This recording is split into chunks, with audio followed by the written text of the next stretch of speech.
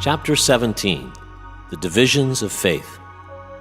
Arjuna said, "O Krishna, what is the situation of one who does not follow the principles of Scripture, but worships according to his own imagination? Is he in goodness, in passion, or in ignorance?"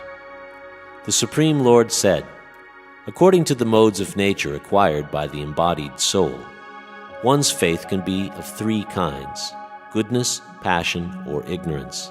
Now hear about these. According to one's existence under the various modes of nature, one evolves a particular kind of faith.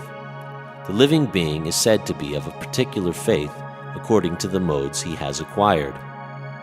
Men in the mode of goodness worship the demigods. Those in the mode of passion worship the demons. And those in the mode of ignorance worship ghosts and spirits. Those who undergo severe austerities and penances not recommended in the Scriptures, performing them out of pride, egotism, lust, and attachment, who are impelled by passion and who torture their bodily organs, as well as the supersoul dwelling within, are to be known as demons.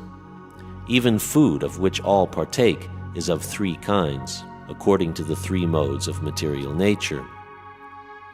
The same is true of sacrifice, austerities, and charity.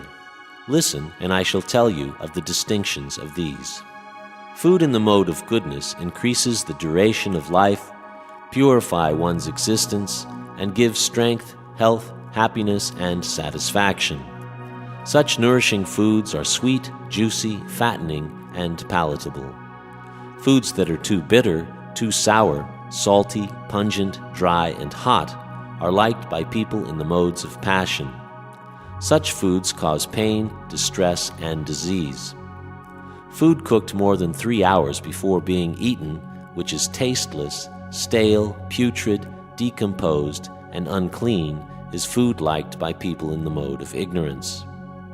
Of sacrifices, that sacrifice performed according to duty and to scriptural rules, and with no expectation of reward, is of the nature of goodness.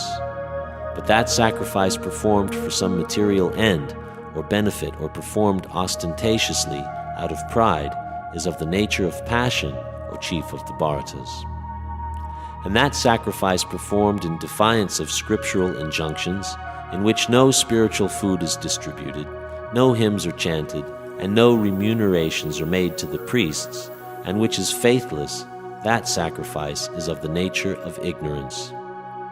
The austerity of the body consists in this: worship of the Supreme Lord, the Brahmanas, the spiritual master, and superiors like the father and mother.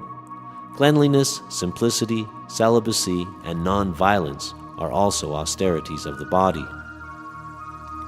Austerity of speech consists in speaking truthfully and beneficially and avoiding speech that offends. One should also recite the Vedas regularly. And serenity, simplicity, gravity, self-control, and purity of thought are the austerities of the mind.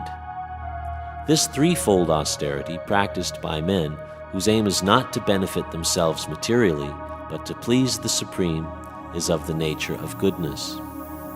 Those ostentatious penances and austerities which are performed in order to gain respect, honor, and reverence are said to be in the mode of passion.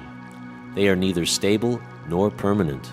And those penances and austerities which are performed foolishly by means of obstinate self-torture or to destroy or injure others are said to be in the mode of ignorance. That gift which is given out of duty, at the proper time and place, to a worthy person and without expectation of return, is considered to be charity in the mode of goodness. But charity performed with the expectation of some return, or with a desire for fruit of results, or in a grudging mood, is said to be charity in the mode of passion. And charity performed at an improper place and time, and given to unworthy persons, without respect, and with contempt, is charity in the mode of ignorance. From the beginning of creation, the three syllables Om Tat Sat have been used to indicate the supreme absolute truth, Brahman. They were uttered by Brahmanas while chanting Vedic hymns and during sacrifices for the satisfaction of the Supreme. Thus the transcendentalists undertake sacrifices, charities, and penances, beginning always with Om, to attain the Supreme. One should perform sacrifice, penance, and charity with the word Tat. The purpose of such transcendental activities is to get free from the material entanglement. The absolute truth is the objective of devotional service, and it is indicated by the word Sat. These works of sacrifice, of penance, and of charity, true to the absolute nature, are performed to please the Supreme Person, O son of Pritha. But sacrifices, austerities, and charities performed without faith in the Supreme are non-permanent, O son of Pritha, regardless of whatever rites are performed.